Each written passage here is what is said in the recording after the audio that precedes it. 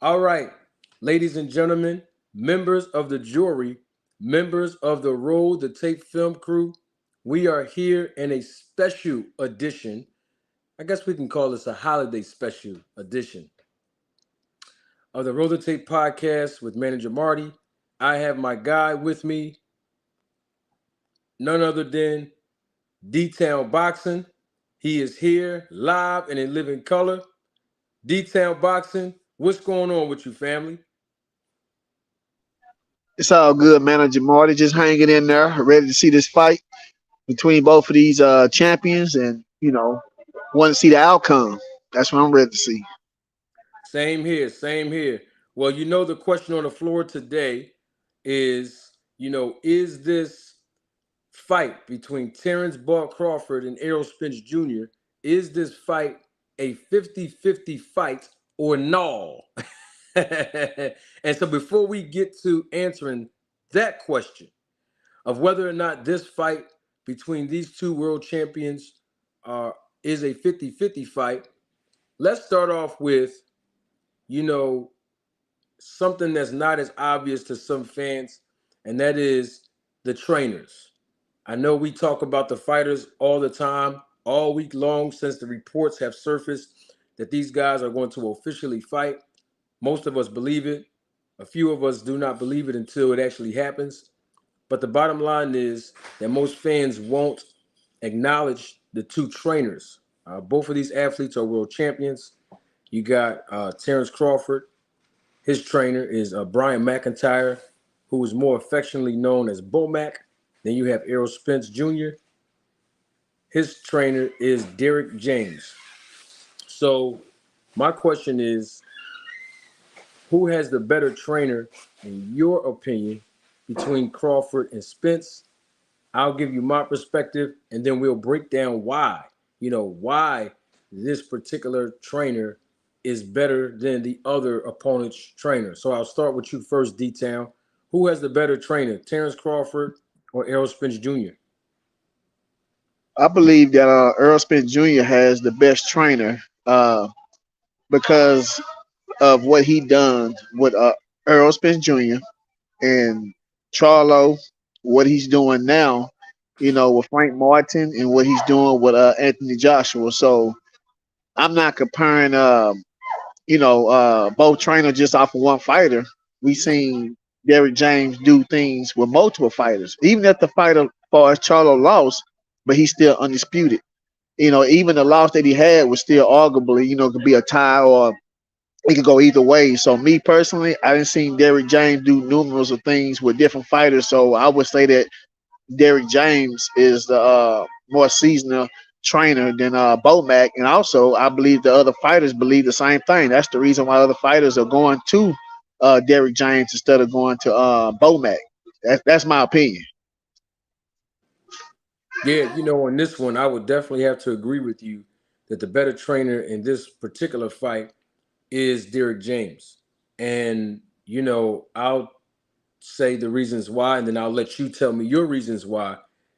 Um, One of the things that I like about Derek James, and many of the audience that's watching live now and definitely watching the replay of the live will attest that you all have heard me say on at least one occasion on this particular platform that I believe that the trainer's responsibility in the corner of a fighter is to provide two things: motivation and instruction.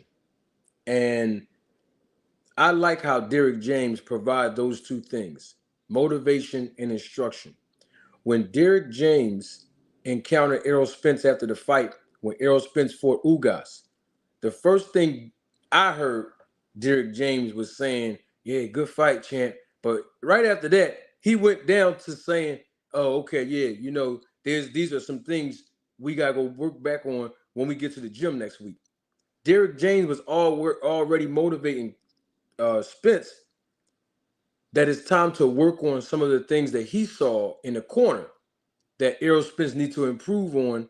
And one of those things was obviously him taking that shot from Ugas when he was looking for his mouthpiece. We know why Errol Spence was looking for his mouthpiece. He said it in a recent interview with his girlfriend, I think on her platform, about his veneers, and he was more concerned about that. But Derrick James was basically still giving him motivation and instruction, not just during the fight, but even after the fight was over. And the man won. Errol Spence actually won and unified the titles again. And he still was getting motivated and instructed by Derrick James. So, you this is the reason why, I say one of the reasons why I say that Derrick James is a better trainer. One of the second reasons is because Derrick James have a history. If any one of you know, Manager Marty, you all know I look at behavior patterns. I look at long patterns of history. And Derrick James have a long behavior pattern of building world champions. And he's done it multiple times, not just with Errol Spence, but even with Jamel Charlo. He has two world champions, unified world champions in his stable. And another thing that I like about, Derrick James, and you can actually look at when Charlo fought Tony Harrison on the second fight that they had, and he fought Castano in their second fight. You notice how Charlo looked much more crisper, much more strategic, much more defensively sound in his second fights between Castano and in his second fight with Harrison. And that's because of good training, good coaching. They made adjustments between the first and the second fight. And that's one of the things I do like about Derrick James. He allows and creates strategies for his fighters to basically, make adjustments in the ring in the second fight and even in the second half of fights, while the fights are going on. So those are like the two or three reasons I would say that Derrick James is a better trainer than Bomac, and he has more of world champions, basically that he brought up. And they're not just world champions with one title. They're world champions with multiple titles, and they've unified the titles in their respective divisions. So, D-Town, tell us all, why do you think that Derrick James is a better trainer than Bomac? Well, like I said, it's by proven by history. What he did in Earl Spence, career, and what he's doing in Charlo career, and also Frank Martin and others. And I believe that Derrick James is not a yes man. You know what I'm saying? Derrick James, he know his role. His role is to go in there and tell Earl Spence where he errors at, where his strengths at, where his weaks at. And like you say, even after the Dennis Ugas fight, after Earl Spence, showed the world that he was the man at 147, he still told Earl Spence, you know, uh, we need to go back to the drawing board. We need to work. So I believe that Derrick James, he know his role. Derrick James wants to see the best for his fighters, and I believe that Derrick James has showed it over and over and over again. So it's not strange for us to say that Derrick James is a better trainer than Bomac, because we see the results when it comes down to the fighters that that Derrick James have, and only thing we see from Bomac is Terrence Crawford. So if I had to put my money on somebody, I would put my money on Derrick James by being proven, in the sport of boxing, of him being a great trainer. And I can't put my money with Bomac because we only going off of one fighter, and it's Terrence Crawford. Yeah, and I want to point this out too, because somebody in the chat also said it, and I didn't want to go too far, but I'll say it now, and that is when Charlo fought Harrison in the second fight, and when Charlo fought Castano in the second fight, both fights ended in knockout. So the results were more devastating than they were when Charlo fought both guys in the first fight. Once again, talking about making adjustments in the second fight, and that's all about coaching. That's all about the strategy of the trainer. Hey, that's my family over there, y'all. Um, so it's all about um, what adjustments can be made. Now, when we look at Bomac, right, he does train another fighter, up and coming fighter that we saw recently on ESPN, correct? Yeah, That yeah, exactly. what's this guy's name again? Davis? You talking about Keyshawn Davis. That's Keyshawn Davis, right? Uh-huh. Did you hear any instruction that Bomac ever gave, like Crawford or Keyshawn Davis, in their fights? I didn't really hear, like, I don't know if they put the microphone on him a lot, Bomac, but I really never heard him communicate with those guys often in the corner. Have you?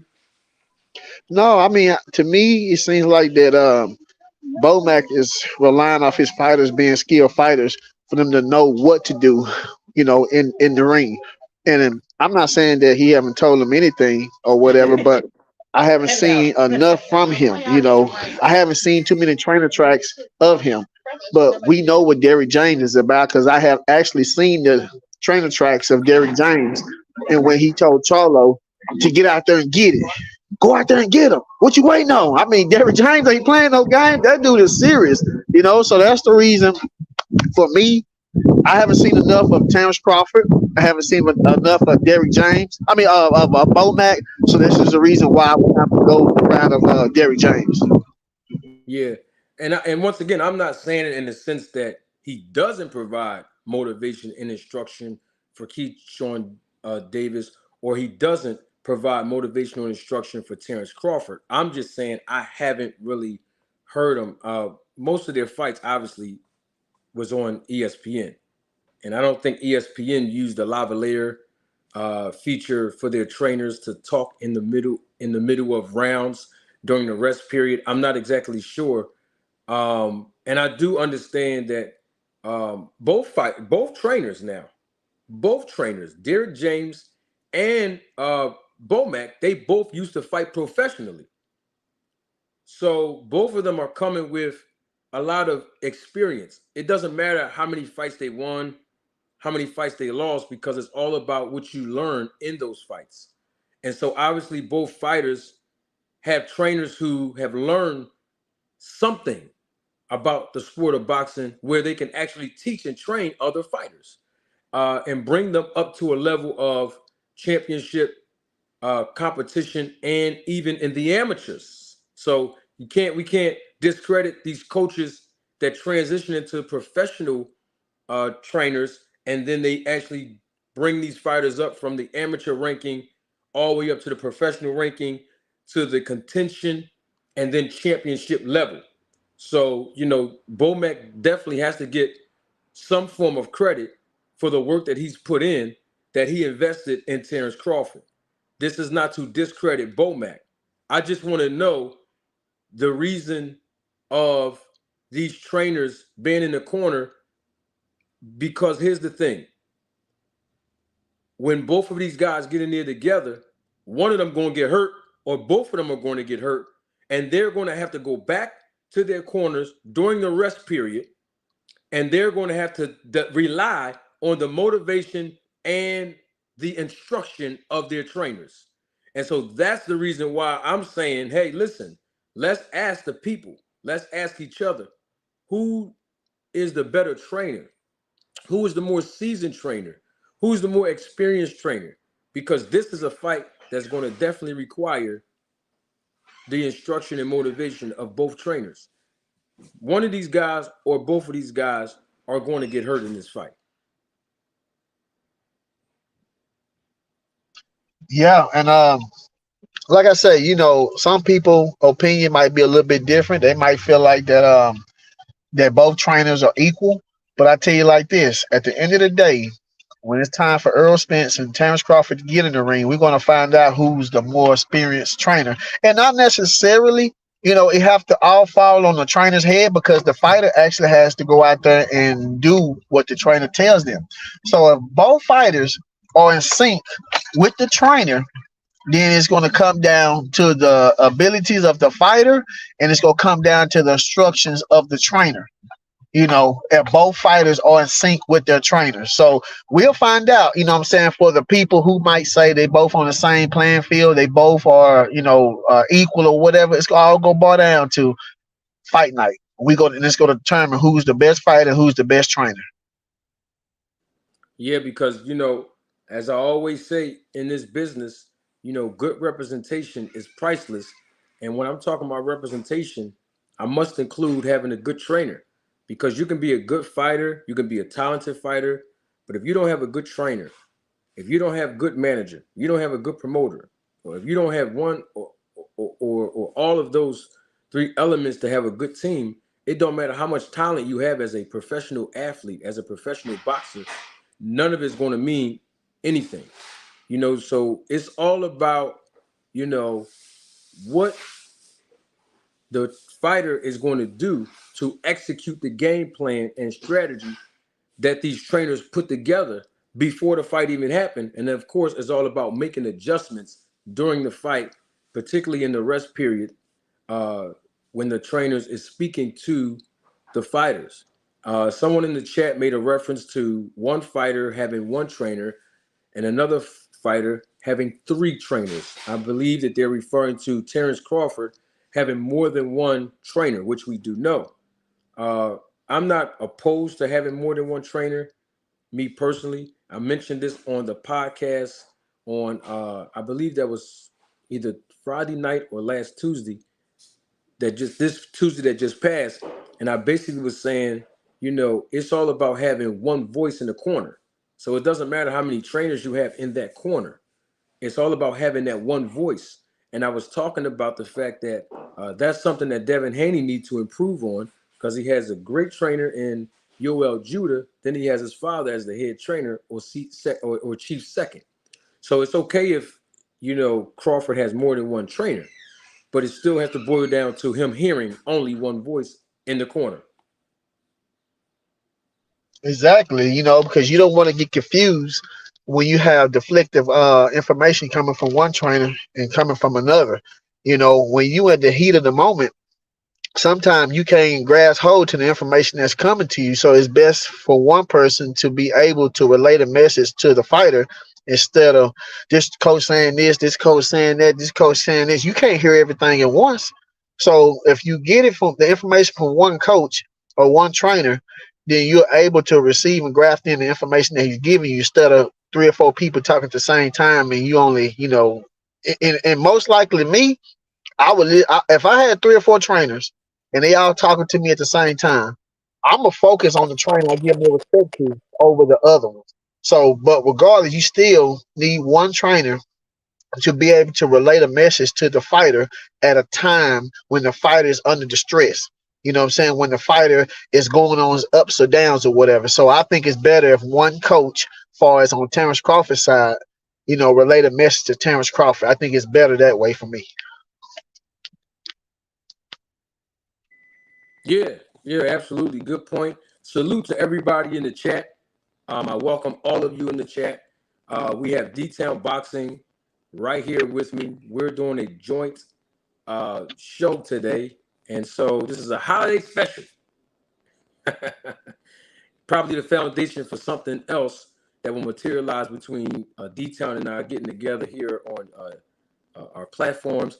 And one of the reasons why we do this together, me and D-Town, is because we get a lot of different feedback, great feedback when we come together. When D-Town comes on my panel, on the channel, when I've come on D-Town's platform, on his panel, on his channel, when we linked up together and we did numerous videos on certain topics at the time, like Devin Haney versus Lomachenko, Ryan Garcia versus Tank, Errol Spence versus Crawford. We did a litany of videos together when we came into contact with came into contact with each other personally, and we've gotten some great feedback from you all, the viewers, the supporters, the subscribers, and even all of you that's in the chat.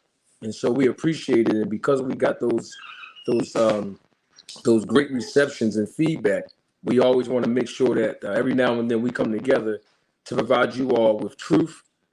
We know we shoot from the hip when it comes down to boxing in general, especially this topic with Errol Spence and Terrence Crawford. We shoot straight down the middle. No bells and whistles, no special effects. We just go straight at you with the truth, and that's exactly what we're going to do today.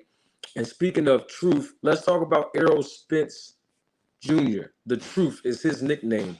When we talk about resumes between both fighters, let's start with Errol Spence Jr. first. When we look at his resume from the standpoint of the 147-pound division, he's did everything that he said that he wanted to do in the division, D-Town. He said that he's going to take this belt, which he did from Kell Brook, IBF. Then he's going to go pursue the WBC belt, which he did with Sean Porter by defeating him. Then he said he wanted to fight Manny Pacquiao for the for the WBA title. That didn't materialize because he had to go out and get surgery on his detached retina. Same injury that retired Sugar Ray Leonard. But he got the surgery.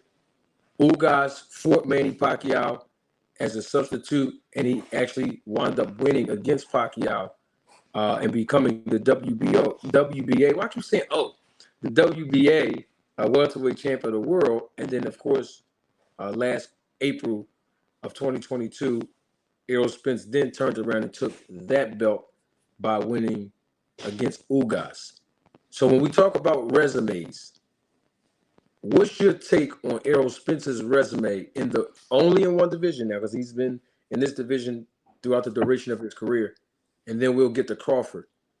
Errol Spence, what does his resume feel like or seem like to you when we talk about opposition?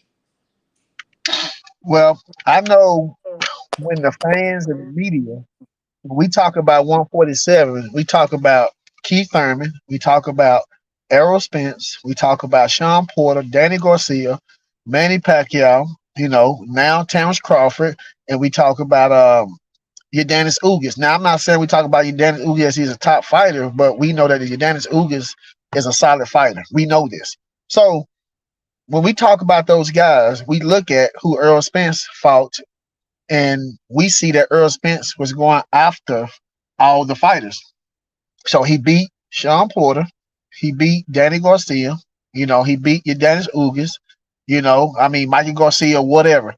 So me personally, when you name the fighters at 147, when you talk about 147, Errol Spence fought the better competition. I mean, even Lamont Peterson, he was a two division champion. You know what I'm saying? And his name was even ranked about at 147.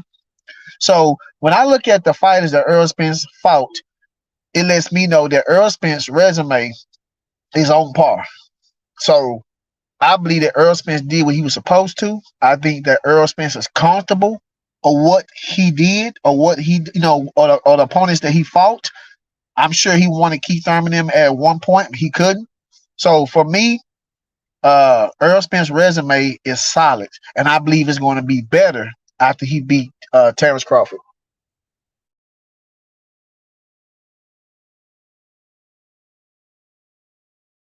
Y'all couldn't hear me.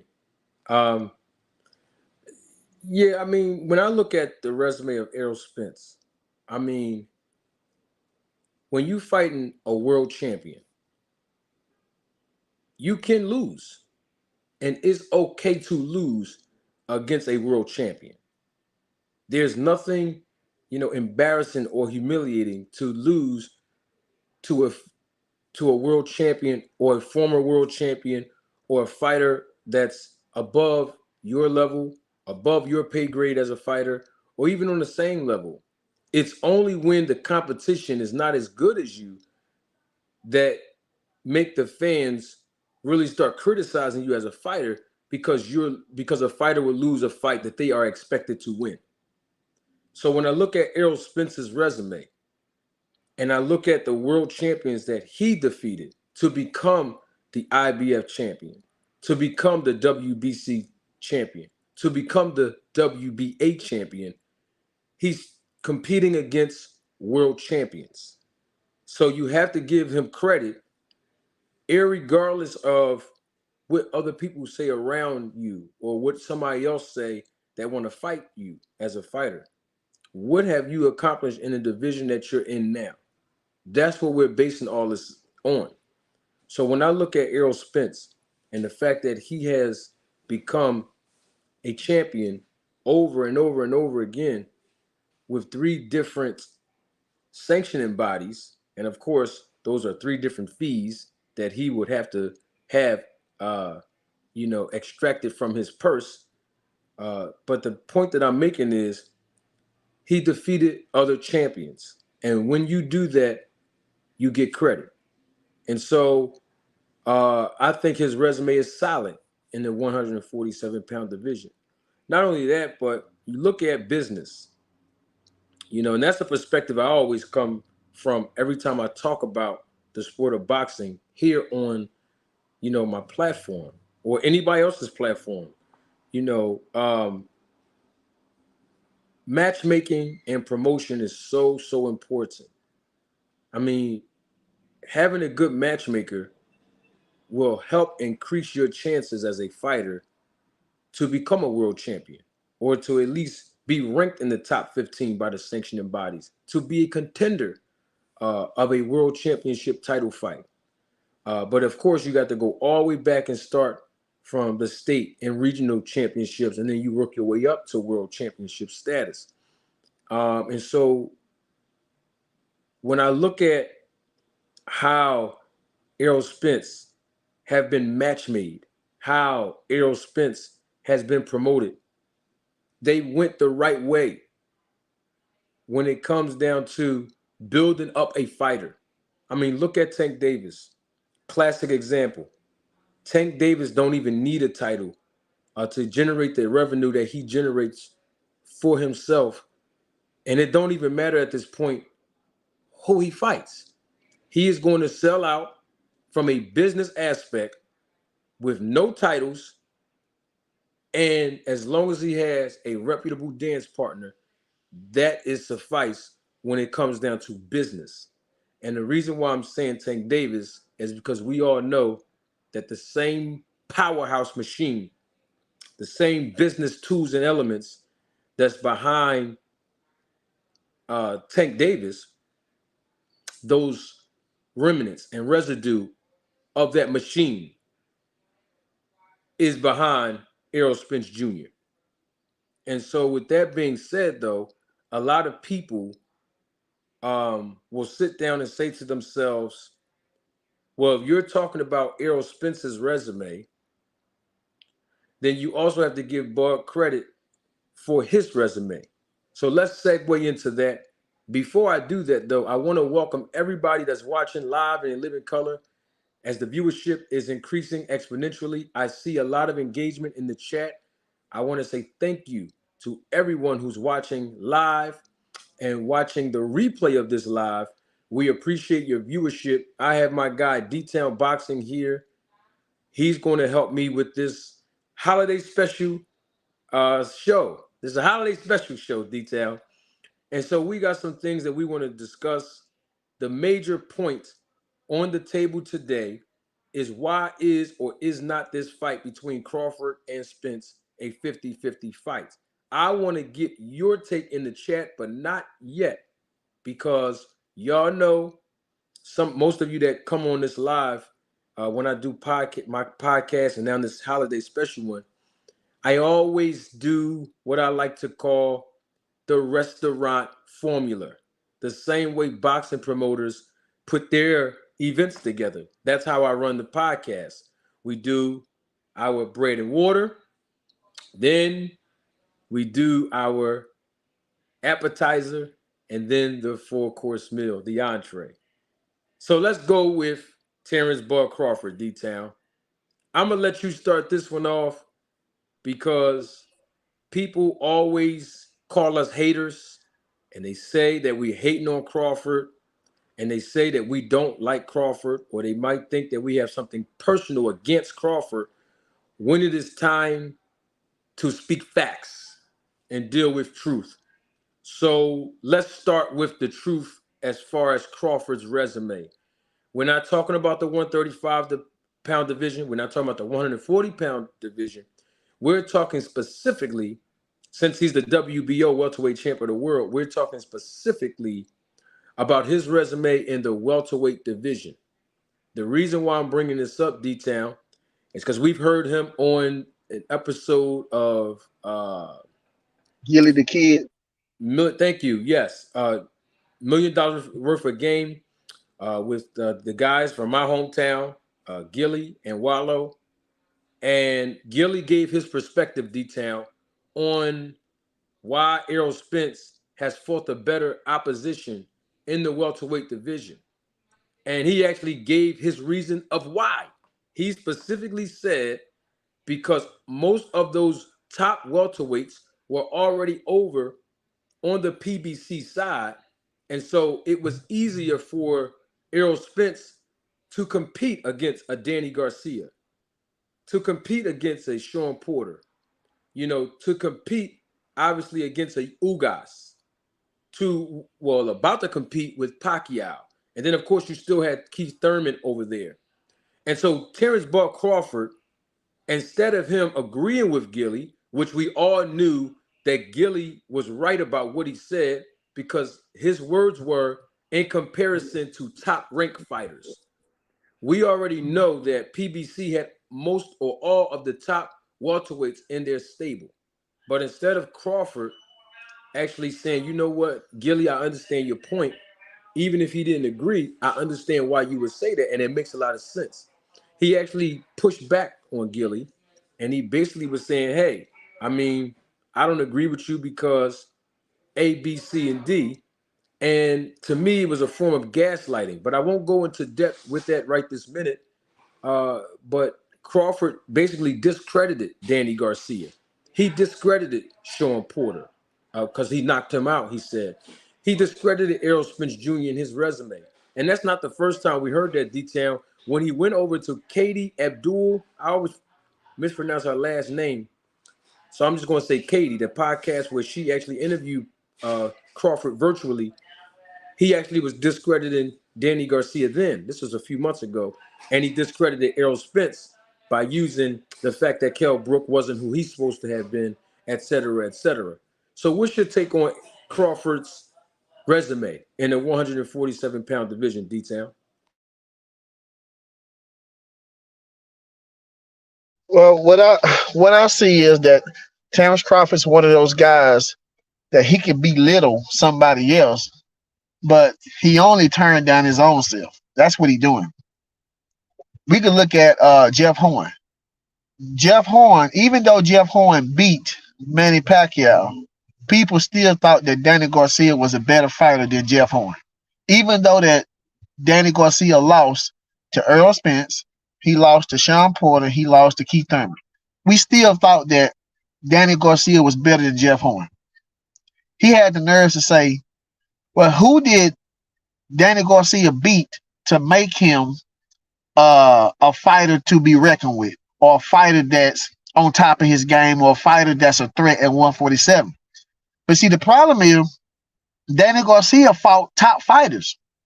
Terrence Crawford, who did he fight for us to say that he's a force to be reckoned, or he's a fighter to be, that's on top of his game, or a fighter that's some kind of threat at 147? See, the problem is with Terrence Crawford and their fans, they have a one-sided narrative.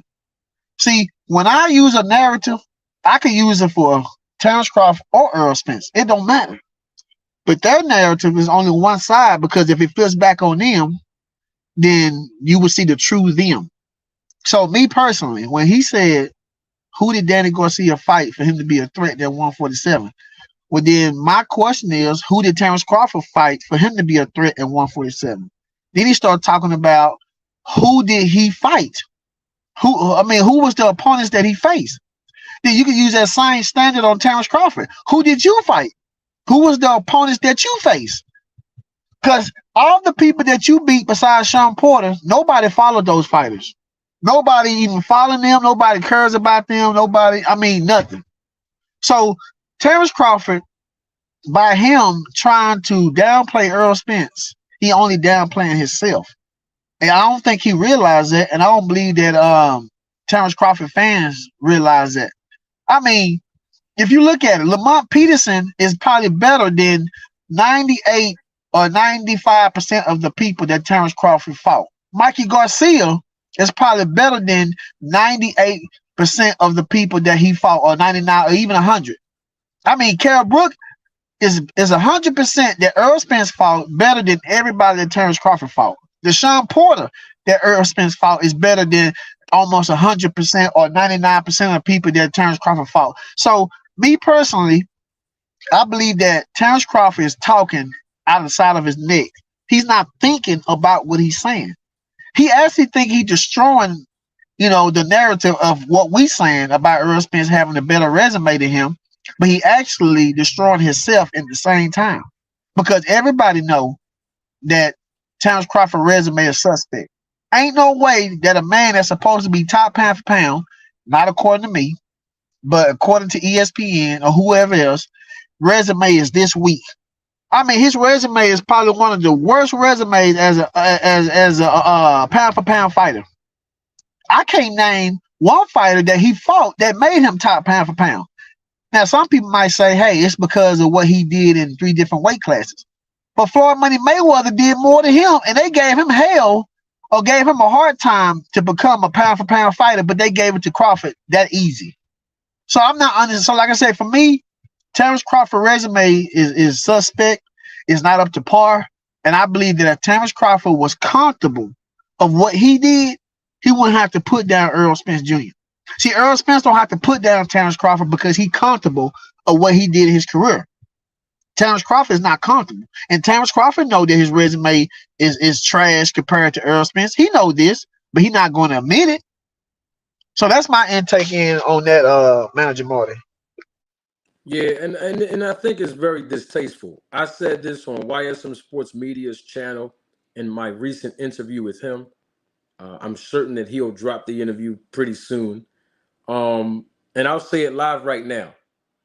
Let's keep it all the way 100. Everybody knows that Danny Garcia's resume in the welterweight division is more credible than Terrence Bud Crawford's. And one of the reasons why is because of what I just said. When you go in there and you fight another world champion, so one person has to lose.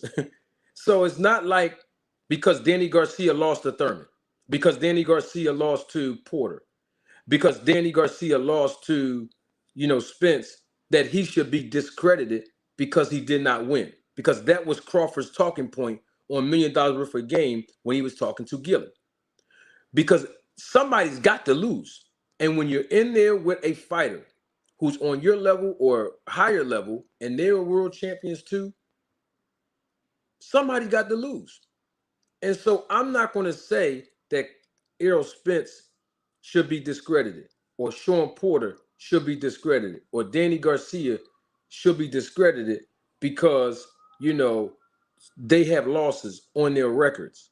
And I'm only throwing Errol Spence in there because Errol Spence does not have a loss on his record, but he fought Danny Garcia. They all 3 of those guys fought each other, is where I was getting at with that. But we already know that Porter's resume is more credible than Terrence Bud Crawford's. And so is Keith Thurman's resume. So when you look at Errol Spence, Keith Thurman, Danny Garcia, and Sean Porter, all 4 of their resumes, because they fought each other and they were under the same promotional banner when it comes down to management and PBC as a whole, their resumes by default is better than Terrence Bud Crawford's. So the fact that Crawford is discrediting them, he's actually exposing himself. But guess what else he's exposing? And I want everybody that's listening to this to understand my perspective. He's exposing what I have been saying throughout the whole duration of my time as a YouTube content creator. And that is very simply that the matchmaker and promoter, Brad Goodman, who I keep saying his name over and over again on this channel, Hall of Fame matchmaker, and Bob Arum over at Top Rank did a great job with Terrence Crawford. Because if they did not, we would not be talking about Crawford fighting Spence or being a multi-division champion. Because if you look at the resume of Crawford, and this is not a knock on Crawford, this is just all facts. Terrence Bud Crawford's resume in the welterweight division, I can actually prove it in the other divisions preceding, but I'm going to stay at the welterweight division. Terrence Bud Crawford's resume based on how matchmaking and promoting work in this business. He has been brought up into the rankings, challenging Horn and everybody else all the way up into David Evanesian as if he was a prospect. I said this last week.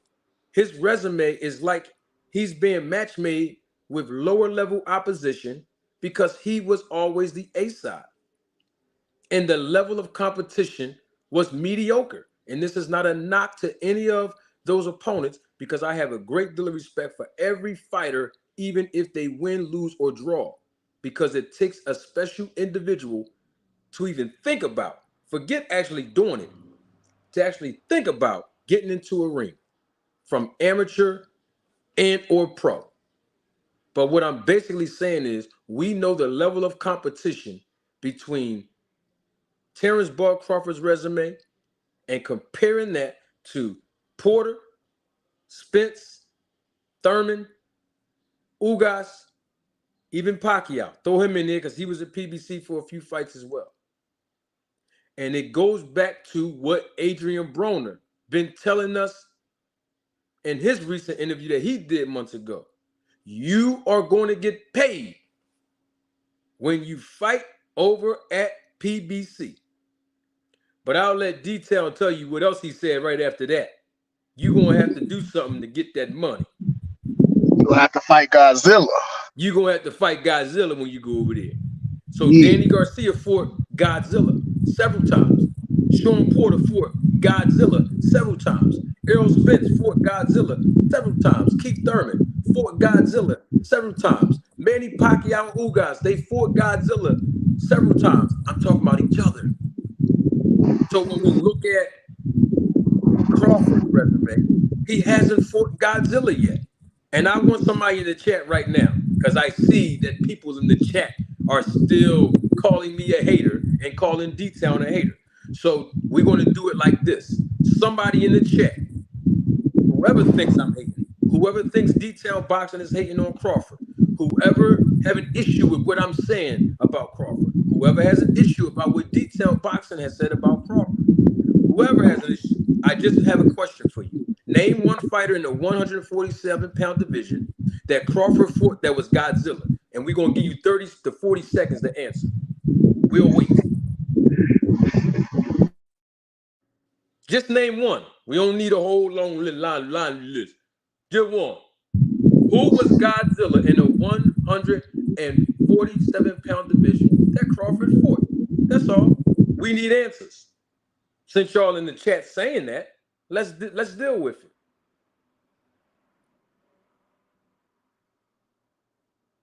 Okay, Motorsports Sports says Sean Porter and Kell Brook. Okay, I'm glad you said that, Motorsports. So Sean Porter and Kell Brook, they were Godzilla. Now, if they were Godzilla, like you said, then how come, if they're Godzilla, how come the results that they got was the results that they got against Crawford? Let me reframe that. At the time that Crawford fought Spence, who you call Godzilla, fought Crawford, who you call Godzilla, and Kell Brook, who you call Godzilla, then how was they able to get knocked out or knocked down the way that they did against Crawford if they were Godzilla? They were not Godzilla, not at the time they fought Crawford, and even you know that, Motorsports. Even you know that. You know that Kell Brook wasn't Godzilla at the time he fought Crawford. You know also that Sean Porter wasn't Godzilla when he fought Crawford either. And let me ask you a question, Motorsports, since you did say Kell Brook's name and Sean Porter. What was the purpose of Crawford fighting Kell Brook? And what was the purpose of him fighting Sean Porter? I just 30 seconds. Just 30. We don't need a whole 2, 3, 4, 5 minutes. Just 30 to 40 seconds in the chat. Because I want to make sure we're all on the same page here when I keep hearing people say hating and all of this. Okay. You haven't answered the question. I asked you what was the purpose of Kell Brook and Sean Porter being opposed against Crawford? What was Crawford's motive in fighting Kell Brook and fighting Sean Porter if they were Godzilla? What was his motive?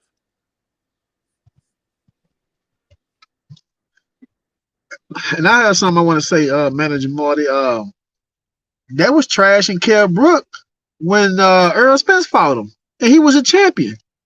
So I'm not understanding why he's saying that Kell Brook is Godzilla when they was trashing Kell Brook when Earl Spence beat him, talking about his eye and all this kind of stuff. But see, Kell Brook was fighting at 147. When Terrence Crawford fought Kell Brook, he was at 154. He had trouble making weight because you remember Terrence Crawford was supposed to fight Kell Brook before, and the man pulled out because he said that he couldn't make weight. So Terrence Crawford actually fought a guy who was weight drained to fight him to try to gauge himself against Earl Spence. But Kell Brook was at 154. So they trash talk Kell Brook when he was fighting at 147. He was a champion. But now when Terrence Crawford fought Kell Brook, he was Godzilla. That don't make no sense. And also, people was talking about Sean Porter when he lost against Earl Spence. So now, when Terrence Crawford beat him, now Sean Porter is Godzilla. I'm not understanding. See what because the logic don't make no sense. Oh, my fault, D. What it is the reason why I'm talking like this, and because I know that certain people in the chat that's rebuttaling what I'm saying, they don't know what my plan is. In other words, I am trying to use this as a teachable moment. So now I'm going to reel you back in to my whole motive of asking you about Godzilla. And the whole motive of why I'm telling you all about the fact that Sean Porter wasn't Godzilla when he fought Crawford, and neither was Kell Brook. And that's why I asked, what was Crawford's motivation for fighting those two guys? I'm going to tell you what the motivation was. But before I do that, though, let me encourage you all to realize that when Errol Spence fought Kell Brook and when Errol Spence fought Sean Porter, he had a motive. And his motive was to be undisputed in the welterweight division. And everybody knows this to be true. Why? Why do we know it's true? Because it happened. In other words, when Errol Spence fought Kell Brook, he fought him for the IBF title, and he won. When Errol Spence fought Sean Porter, he fought him for the WBC title, and he won. So those was his motivations for fighting Sean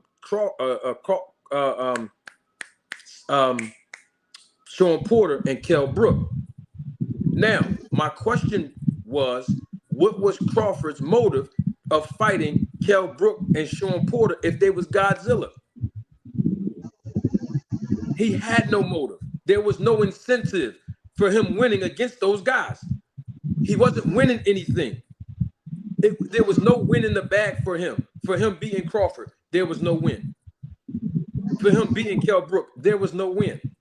Why am I bringing that up? Because I'm trying to educate you all as a general boxing public that that's what's called good matchmaking and good promotion. That's what I'm basically trying to say.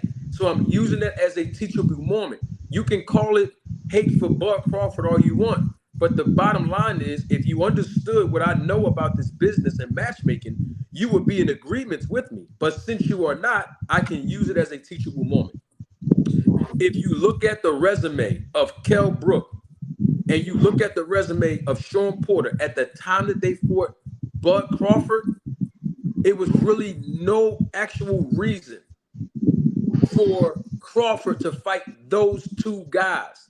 You can make a case for those two guys being an opponent to make big money to fight Crawford and get the opportunity. See, that's the key, the opportunity to become the WBO champion. Both Kell Brook and Sean Porter. Again, it'd be 2 times for them. Because IBF was what? Kell Brook, he lost, right? To Spence.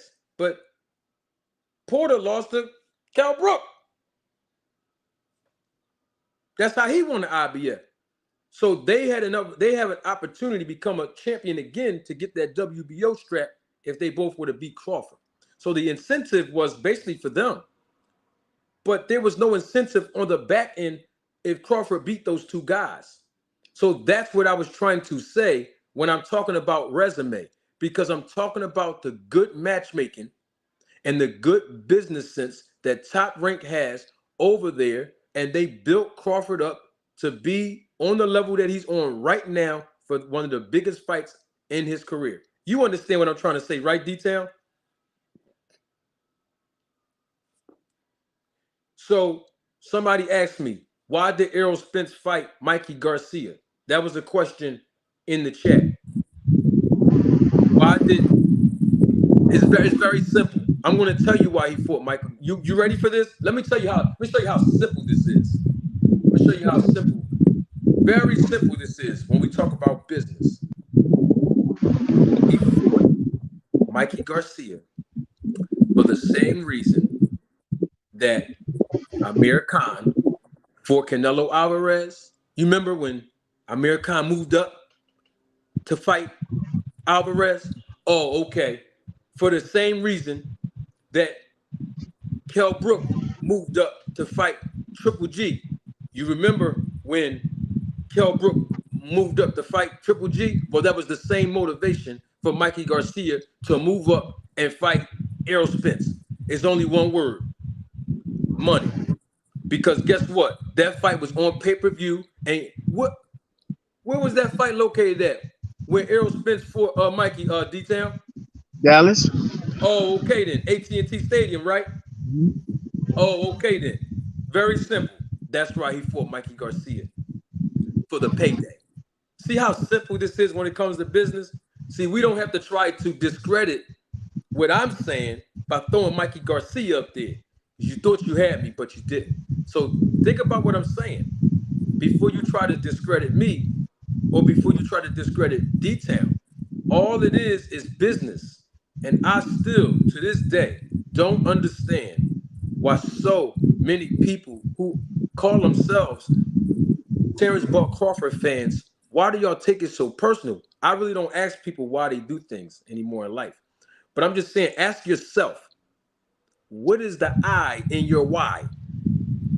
Why do y'all take certain things very personal when Terrence Buck Crawford's name come up, or when someone says something that might sound distasteful towards Crawford? So that's my first question. That's just a public question for anybody who calls themselves a Terrence Buck Crawford fan.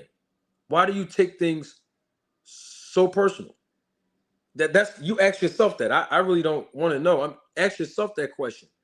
And the reason why I'm asking you to ask yourself that question of why you take things so personal when someone says something that you may not like against Crawford, even if it's true, is because when Terrence Buck Crawford discredit people, I don't hear you saying fans criticizing him. You just heard Terrence Buck Crawford discredit 3 or 4 world champions and future Hall of Famers on $1 million worth of game, and I haven't seen any of you guys in the chat over there telling Bud Crawford that he was wrong for discrediting those guys, that he was wrong for undermining their accomplishments, that he was wrong for even blasting them when they never even asked him any questions about them. But when someone says something to criticize Crawford, him, his sister, you all in the chat, some of y'all haters, y'all come right back around and start criticizing everybody else. That's funny to me. What about when Crawford does it? Y'all don't say nothing when he do it. It's okay when he does it to other people. But when somebody else on YouTube do it, we have to get insulted.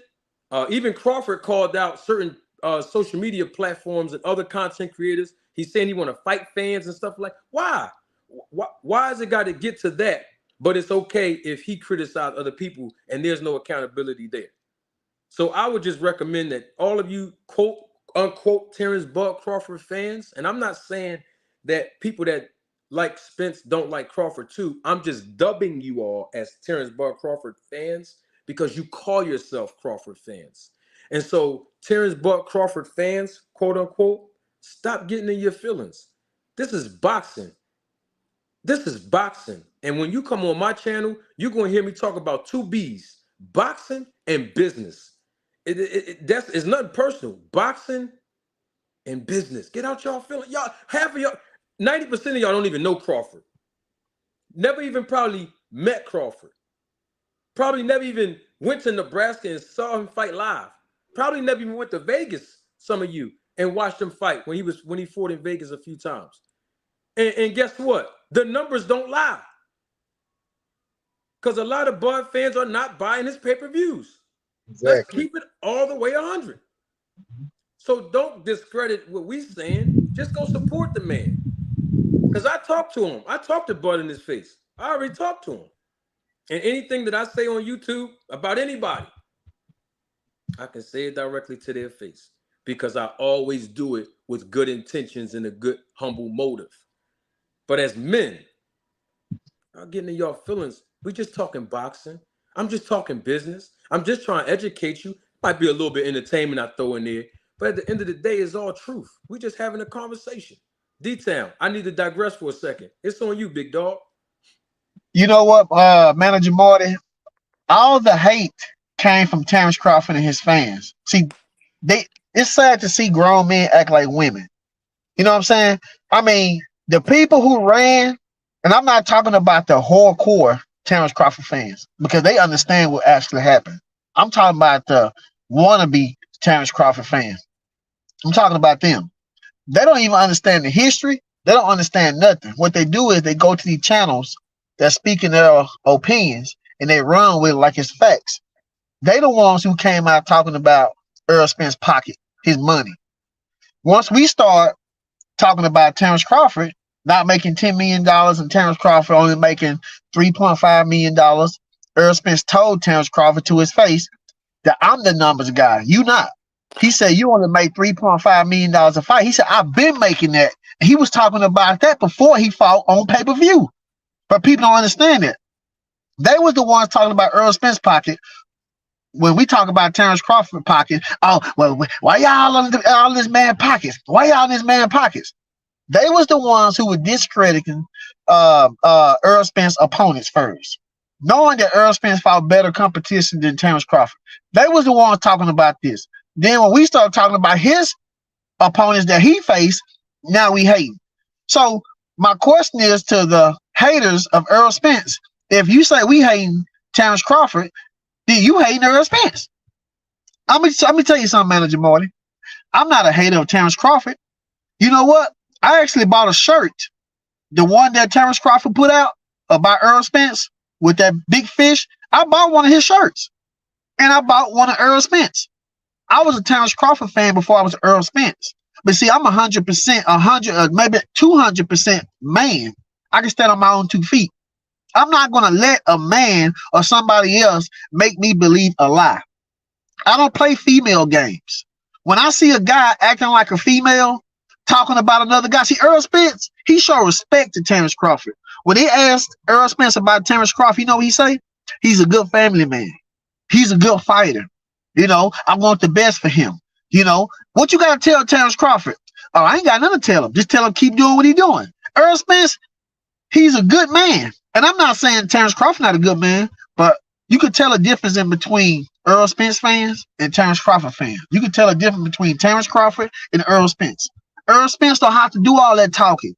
He don't have to belittle nobody to let you know he's going to tear Terrence Crawford up. And he's going to show the world that Terrence Crawford is too light in the butt, like he said. People want to talk about Mikey Garcia came up. Well, Terrence Crawford came up for 135. So if you give him a chance to beat Earl Spence, then what's the point of Mikey Garcia trying to fight Earl Spence? See, they can't explain these things. You know, we have not seen nothing from Terrence Crawford at 147 besides fighting a retired Sean Porter. We've seen a lot from Earl Spence at 147. He's proven. So how can you say that a guy who came from 135 is going to beat Earl Spence Jr., but then you want to talk about Mikey Garcia coming up and losing, or he was too little for Earl Spence? Terrence Crawford is too little for Earl Spence too. So what I'm saying is, they talking about we hating, but the hate started with them. It started by them talking about his money. It started by them talking about the people or the opponents that he had fought. So I'm I can see the difference in between the Terrence Crawford fans and Earl Spence. But I'm gonna tell you one thing, Manager Martin. If Earl Spence lose, guess what? I'm gonna come on my channel. I'm gonna make a video and say that Terrence Crawford is the better man. If Earl Spence win, I'm gonna come on my channel and I'm gonna say Earl Spence is the better man. That's all I'm gonna do. I'm not gonna go out in the streets and start turning down light signs and robbing people and going to jail behind Terrence Crawford losing or Earl Spence losing. No, I could take if Earl Spence lose. I don't believe he gonna lose because I know what Earl Spence is about. This man that got projectile out of a vehicle, almost died, sat right here, had eye injuries, came back and whooped, solid fighters and everything. And you think he gonna let a little bitty old Terrence Crawford come in the ring and beat him? Terrence Crawford don't hit that hard. Charlo hit way harder than him. He can take Charlo punches. And you mean to tell me little old Crawford gonna come in there and do something to Earl Spence? Look, these guys need to stop playing. They in a rude awakening. All this talking that Terrence Crawford is doing, all the talking that his fans are doing, they're gonna have to eat all that the night of the fight. I feel you. And guess what? We all are entitled to our opinions. We all are entitled as men and women of our own perspectives and our own realities. The thing that boggles my mind, though, and I see people in the chat, right, saying something about why you saying something about Bud all the time and this and that, right? When I was young, right, there was a certain food item that my mom would make, right? And she would say to us, try this. But you know what? If I didn't like something, my mom wouldn't try to make me eat it again. In other words, is if I say as a kid, I don't like this or this is distasteful to me, I'm not going to tell someone as a kid, can you make this for me? Even though I know it's distasteful to me. That's as a kid. But here we are as adults, right? As adults, we're able to make our own decisions, right? So let's say as an adult, you know there's certain food items that you do not like to eat. And you just won't eat it because you don't like it. And if there's a specific restaurant, no matter how convenient it is to go to this restaurant, if there's a food item on that menu, no matter how cheap it is, if it's distasteful to you, you're not going to eat it. I want to let that marinate for some of you. If the shoe fits, take it off and find a bigger size so that you can grow in it.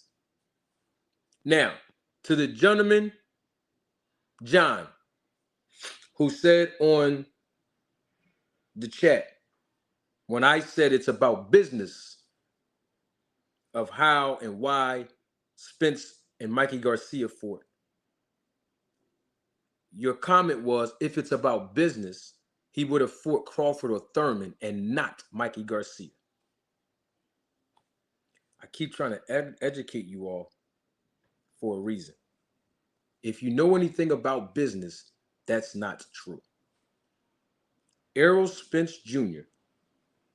at that time would have made way more money fighting Mikey Garcia than he would fighting Keith Thurman and Terrence Crawford. And that is not an opinion, that is a fact. And I'm going to tell you why. Teachable moment here. Number one, because Mikey Garcia is Mexican American. And if you know anything about the business of boxing, through history, which constantly repeats itself, has shown us that when an African American or black fighter, right, compete against a Mexican fighter or a fighter of Mexican descent, they are going to generate big revenue. This is history has proven that. And fact number two, according to American culture, and I said this before on my podcast, I just said it when we talked about American culture. I just said it on Tuesday or last week. When an African American or black fighter fight another African American or black fighter who don't have the same fan base.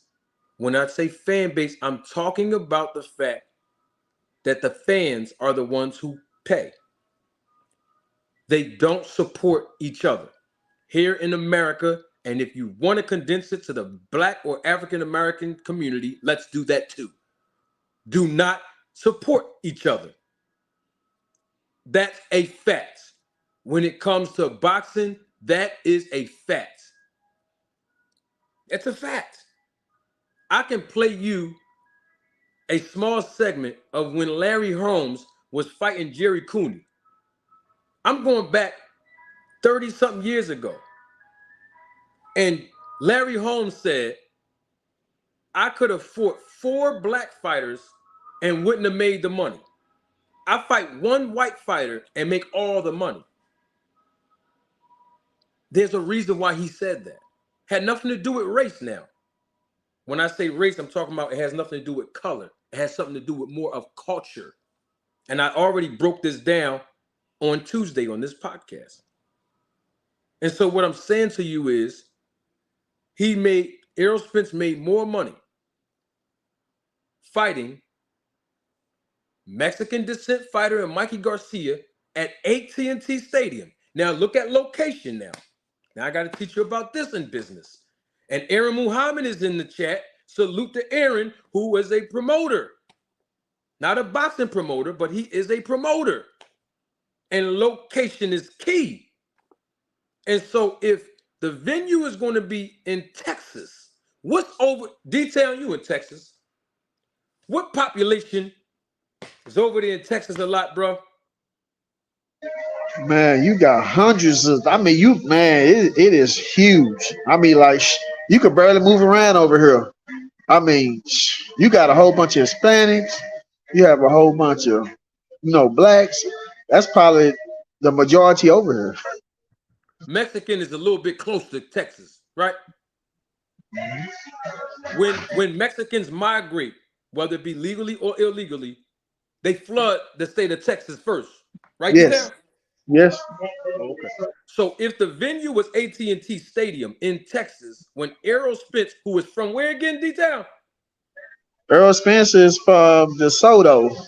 Texas, and right? He's from Texas. Uh-huh. Mikey Garcia, Mexican descent. Mm-hmm. Location was the key in that fight. So when you try to say that if it was all about business and money, he would have fought Thurman, who's from Florida, or Crawford, who's from Nebraska. Absolutely not. Absolutely not. And so I'm trying to educate you all, and it's all about business. But some of y'all still taking it personal. I know that Errol Spence was born in New York. I already know that. I'm talking about as a boxer when he was coming up from the amateurs to the professional ranks in Texas. That's what I'm talking about. I know where he's born. I already got that. I'm clear on that. So I wanted to use it as a teachable moment because people be in their feelings so much when it comes to Bud Crawford. But if you're going to hold me to that same standard, if you're going to hold D-Town Boxing to the same standard, then you all have to hold Crawford to the same standard that you're holding us to. We only talk about facts here. I never gave my opinion on nothing just yet. I never even brought my opinion yet in the matter, D-Town. You know what I'm saying? I wanted to say something too, Manager Marty. How can Errol Spence fight Keith Thurman if Keith Thurman wasn't willing to fight him? So, I mean, whoever asked that question should already know the answer. I mean, I'm not understanding how people that have been in the sport of boxing for a very long time be asking questions that they already should know the answer to. I mean, I expect he's supposed to know or should know the answer to that. We all knew that Keith Thurman didn't want to fight Earl Spence. So why would you even say how come Earl Spence didn't fight Keith Thurman? We knew he didn't. Earl Spence couldn't even get a fight. So Mikey Garcia had showed more willing to fight Earl Spence than the other guys. You know what I'm saying? So why would somebody ask a question like that? You know, I mean, it's common sense. Nobody wanted to fight Earl Spence, so Earl Spence took that payday. Earl Spence made that money. They were down here in D-Town, and guess what? That was his first pay-per-view. And his pay-per-view, when Mikey Garcia did better than any pay-per-views that Terrence Crawford did, even when Terrence Crawford fought against Sean Porter. That's facts. Salute to my guy. He's right here. The other guy, he don't get a lot of credit on the channel because we don't see him a lot, but I always say his name. And that's the other guy who basically practically made me famous, if you want. I know I'm not like famous, but he's the other guy, the real Marlo TV I'm talking about, because he used some of my references when I did interviews on YSM Sports Media, so did D-Town Boxing, and of course YSM. Those are the three guys that gave birth to the whole Manager Marty phenomenon here on YouTube. And every time I see D-Town, YSM, or my guy, the real Marlo TV, I stop my whole show and I salute these guys because these are the guys that basically were smart enough to see and understand what I was saying this whole time when it comes to business. And I'm not going to stop doing it all because some people that are Crawford fans may have issues. Bottom line is, when we talk about resumes, Terrence Crawford got on $1 million worth of game, and he was criticizing the fact that Danny Garcia never beat nobody at 147, and his resume wasn't that good. He discredited Sean Porter because he said he stopped Porter. Then he discredited Errol Spence. But the thing is that all three of those guys, Errol Spence, Danny Garcia, and Sean Porter, they all have better resumes in the 147-pound division compared to Crawford. That's a fact. That's not, oh, y'all in the chat saying I'm hating. That's a fact. And then I asked, D-Town was here. I asked people that said I was hating, Bud fans in the chat, who was Godzilla in the welterweight division that Crawford fought? And the guy said Kell Brook and Porter. And I asked, okay, great. They were Godzilla. Okay. So what was Crawford's motive for fighting Kell Brook and Sean Porter? Because he ain't getting nothing out the deal. I mean, if Kell Brook would have beat him, he would have been the WBO champion. If Sean Porter would have beat him, he would have been the WBO champion. So we know what their incentive would have been. But what was Crawford's incentive for fighting Kell Brook and Sean Porter since they were Godzilla? There was none. But I can tell you what Errol Spence's incentive was for fighting Kell Brook and Sean Porter, the IBF title and the WBC title, being a unified champion in the welterweight division. So when Crawford's going on $1 million worth of game, and he's discrediting these guys who are world champions in multiple weight classes, not Spence, but the other two guys. And on top of that, they all fought each other. When you fighting in there with a champion, you're going to lose. It's okay. Those guys fought each other, and one of them had to win, and one of them had to lose. So it's not nothing for them to be embarrassed about. But Terrence Bud Crawford didn't give Danny Garcia, none of those guys, any credit because he told Danny Garcia, well, you lost to all of them. You lost to those guys. But this is the issue that I had right after Terrence Crawford said that on $1 million worth of game. I don't know if y'all heard it, but he said to Danny Garcia when they had him on FaceTime, they showed the phone. Danny Garcia was on the FaceTime with them, right? He says, yeah, I see you doing your thing at 154. We rooting for you. You just got finished discrediting this guy. You just got finished undermining the fact that he fought other world champions in the welterweight division, but now it's we rooting for you. You know what they would call a guy from my city on my block where I grew up at that did something like that, right? Oh, okay. And we see them run that same play before, D-Town. We got to call a spade as men, man. He called the same play when he did discredited Errol Spence. And then he says he was a fan of Errol Spence. Bud Crawford fans in the chat that say I'm hating and saying D-Town hating, right? What's y'all take on that? 30 seconds. It ain't going to take you that long to type this in real quick. 30, 40 seconds. What was y'all take when y'all heard Terrence Crawford say he was a fan of Errol Spence? Did y'all hear that? I'm talking about the Bud Crawford fans who's making this whole segment about them now. We're just having conversation. Nobody mad nothing. Crawford said he's a fan of Errol Spence. I just want to know what's y'all take on that. The ones that's in the chat coming at me in detail. What's your Crawford fans? What is y'all take on him saying he's a fan of the guy he's about to fight? What's y'all take on that? I just want to know personally. I just want to understand that. Why nobody not answering the question in the chat? They had all this other stuff. I want to engage in the chat, y'all. I'm not mad nothing.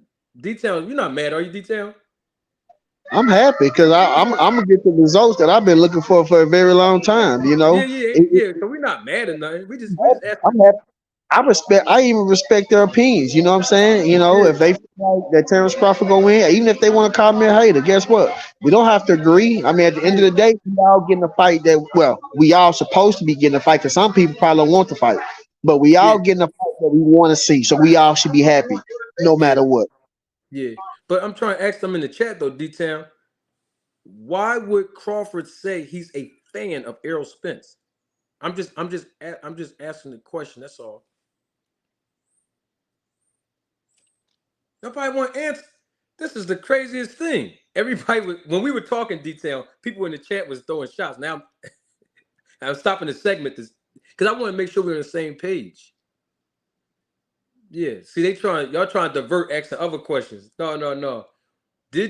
What was your take on it? Just tell me your perspective. What was your perspective when you heard Terrence Bud Crawford say he was a fan of Errol Spence? Just a question. Oh, so nobody not going. Okay, I see what's going. So nobody's not going to answer. Okay. So the Bud fans that was saying that I'm a hater, D-Town's a hater, we keep talking about Crawford, all this. Nobody. So y'all don't have no answer. All right, 40 Street Black said I just answered you. Well, all right, well, where you at, 40 Street Black? Okay, 40 Street Black. Thank you for answering, 40 Street Black. 40 Street Black says, because they all are fraternity brothers. They are. So the reason why he said he's a fan is because they're all fraternity. I understand. So then why is he discrediting them if they're fraternity brothers? Why is he discrediting them then? Why is he putting those guys down? He's not promoting the fight. He's not promoting these fraternity brothers. He's actually undermining these guys. This is not the first time he did it. That's on $1 million worth of game. That's not the first time Crawford did that. He was on Katie. I've been forgetting this lady's name. Katie Abdul, right? On her podcast. He did the same thing on her podcast a few months back when he was talking about Danny Garcia ain't beat nobody. Remember? Oh, okay. I'm just asking. So nobody don't have no. Why would Bud talk down on his biggest fight? Well, he's been talking down the whole time. He's been talking down the whole time. 40 Street Black said it's called salesmanship. Salesmanship. Did you see Terrence Crawford's pay-per-view numbers? Oh, okay. He doesn't do a good job selling. Okay, since you said it's salesmanship, let me ask you a question then. Let me ask any of you in the chat. Let's engage now. This is a holiday special. You know what I mean? So we got to do things a little bit different than the Roll the Tape podcast that we do during the week. Why he didn't do all this with David Ebenezer? Hey, D-Town, I might have missed something, bro. Did you see Terrence Bud Crawford talk down about David Ebenezer in the promotion of their fight? Did you see any talking down he did to them? He was trying to make it seem like that he was Godzilla. Oh, okay. So he never talked down about David Ebenezer and discredited him. Mm-mm. Oh, okay. Oh, I see what's going on. He made that dude sound like he was Godzilla. I mean, I'm not understanding how a guy that's number 6 or number 7 is Godzilla compared to guys who was above him is not Godzillas. I'm not understanding it. Oh, okay. So with the fraternity brothers, Errol Spence, Danny Garcia, and Sean Porter. And Sean Porter's supposed to be his homie too. That's what they say. He undermined them and discredited them. And y'all say it's because he's trying to sell the fight. He's a salesman. But he didn't do all of this when he was fighting David Ebenezer. He never discredited David Evanesian. Not that I heard. Now, if y'all heard it, then y'all can tell me. Salute to you, Jackie. I see you in the chat. Salute to you. Um, so he never ever discredited David Evanesian in his last fight, but he's discrediting Sean Porter, Errol Spence, and Danny Garcia, and all three of these guys got better resumes than Crawford in the welterweight division. Where they do that at? But you all that are quote unquote Bud fans, y'all won't go hold Bud accountable for nothing that he says or do. He said he was a fan of Errol Spence. Muhammad Ali wouldn't do that. Sugar Ray Leonard wouldn't do that. Marvin Hagler wouldn't do that. Tommy Hearns wouldn't do that. I've never heard none of the greats.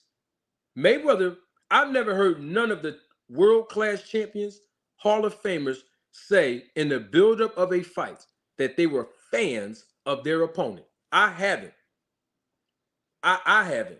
Me personally, but you all in the chat or viewing this live, you may have. I haven't heard them say they're a fan.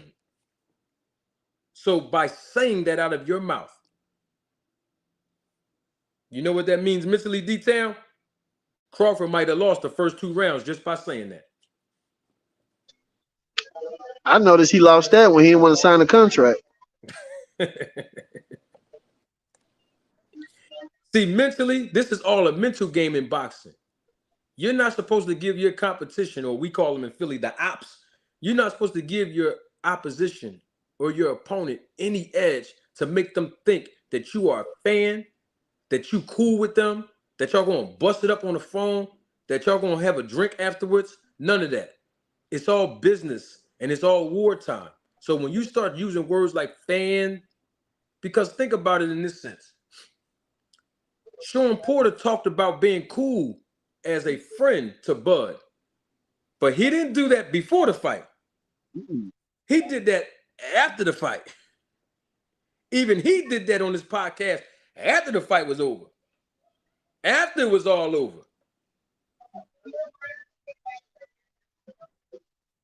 Where they do that at? So I'm asking the Bud Crawford fans in the chat who's resisting and throwing shots at me and my man D-Town, what did they have to think about him calling Spence a fan? They said it's him being a salesman. Okay, so why didn't he sell David Evanesian? Why didn't he sell the Amir Khan fight? He didn't do that to Amir Khan. I'm just asking questions. That's all. That's all I'm doing. It's nothing, you know. That's all that is. So, you know, we about to check on out of this joint. I'm gonna let D-Town go first because I know D-Town about to roll out. Hey, D-Town. The question on the floor today is what everybody, you know, basically wanted to know. They may have their own opinion. They may have their own perspective in the chat. Even those that are watching the replay of this live. This 50-50 fight or no? What's your take on that, D-Town, before you roll out? Is this a 50-50 fight or no? No, I believe it's a 60-40 fight, you know. And the reason why I say that is because Errol Spence have fought the better competition at 147. I mean, anybody knows that. I don't give a care if somebody say we hate or not. It's common sense.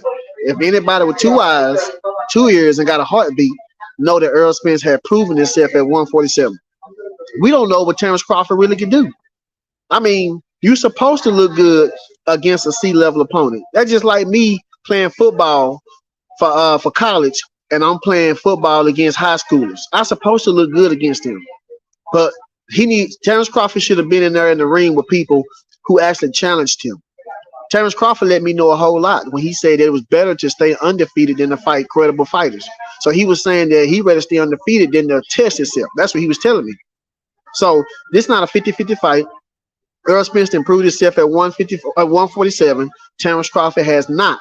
And I believe that the opponents that Errol Spence fought or faced at 147 got him more prepared for Terrence Crawford than Terrence Crawford fighting the C-level opponents that he faced I don't believe that he's more prepared for Earl Spence Jr. I believe Earl Spence is more prepared for Terrence Crawford with the opponents and the caliber opponents that he had faced.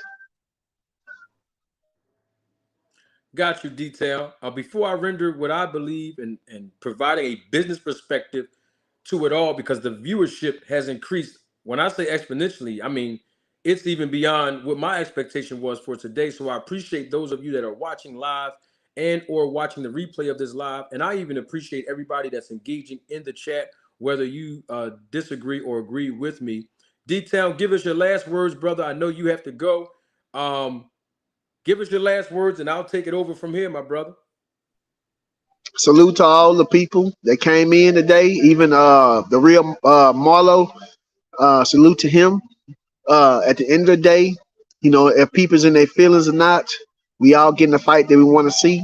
Everybody has everybody's entitled to their own opinion. So it shouldn't be a reason why somebody's mad or in their feelings because somebody believe that Earl Spence is going to beat Terrence Crawford or Terrence Crawford going to beat Earl Spence. We all human. So if anybody's in their feelings, you need to check yourself or you wreck yourself. The D-Town Boxing signing out.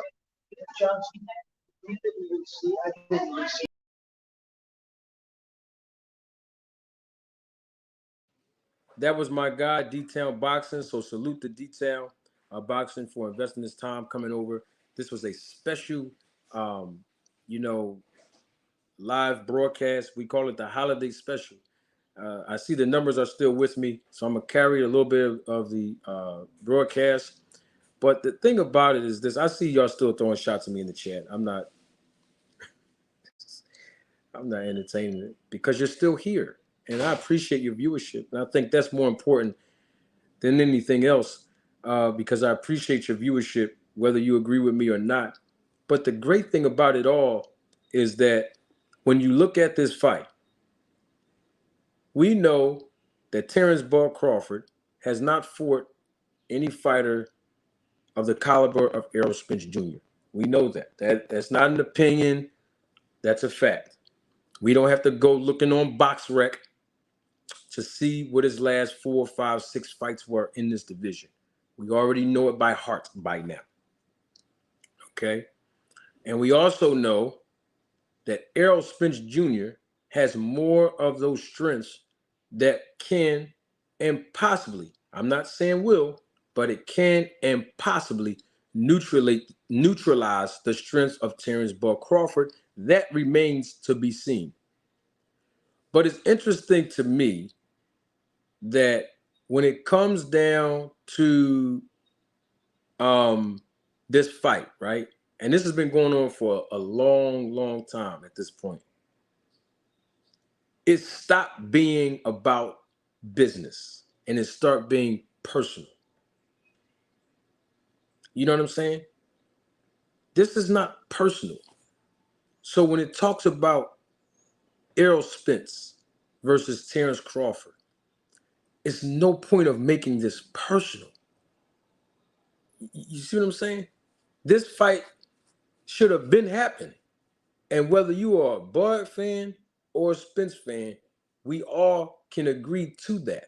This fight should have been happened a while ago. And this fight did not happen because of Terrence Crawford. Terrence Crawford said out of his mouth that he did not want to fight Spence. Then he said out of his mouth he do. Then he said again he's not worried about being undisputed when he talked to Andre Ward.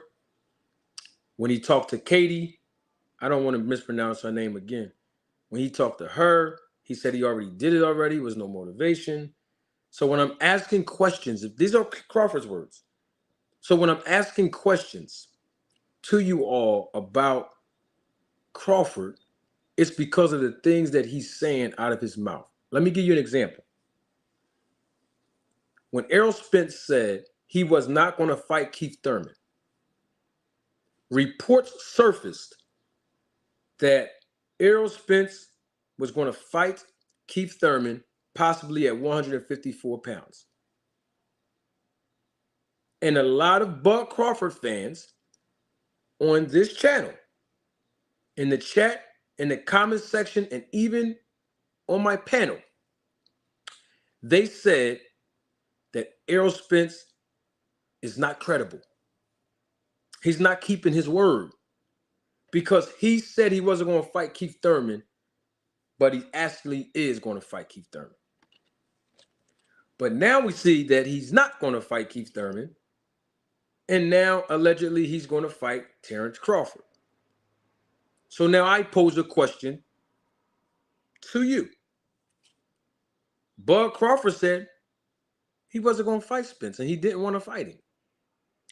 Now he's going to fight Spence. So did he keep his word? And if he didn't, why is he not being met with the same criticism that you criticized Spence for saying he wasn't going to fight Keith Thurman? Because at the end of the workday, we realized that Errol Spence stood on his word and he's not fighting Keith Thurman. But that didn't stop the criticism, right? Because y'all say he didn't keep his word, some of y'all, Bud Crawford fans. And I'm only dubbing y'all Bud Crawford fans because you call yourself Crawford fans. But why wasn't Bud met with the same resistance and criticism when he said he wasn't going to fight Spence and he didn't want to unify and it was over? He's over it and it's past him. Now he's fighting Spence to be unified. Do you see the disconnect here? Do you see the hypocrisy in that? Hypocrisy number 2.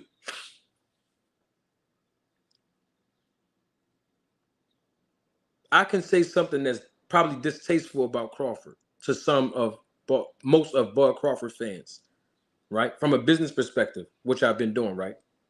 You criticize me with no problem. Most of you have been criticizing me in the chat the whole time I've been on here. No problem. I'm not mad. It's entertainment. I'm not worried about it. But what I'm saying is, okay, cool. Y'all criticize me. I'll eat that. Because I'm saying something that's distasteful about Crawford to you. But when Terrence Bud Crawford says distasteful things, and he's doing it from a more malicious standpoint, and I'm not, when he undermines and discredit other fighters, former world champions like Danny Garcia, world champion like Errol Spence, former world champion like Porter, former world champion and Kell Brook, when he does these interviews, like the latest one he did on $1 Million Worth of Game. How come y'all don't meet him with the same resistance? How come y'all don't say, Crawford, that wasn't right that you discredited those guys? That was distasteful. That's the question I have for Bud Crawford's fans. I don't want to know why personally. I want you to ask yourself. I just want you all to ask yourself that question, because it makes absolutely no sense to be that much of a hypocrite. So what's good for the goose is good for the gander.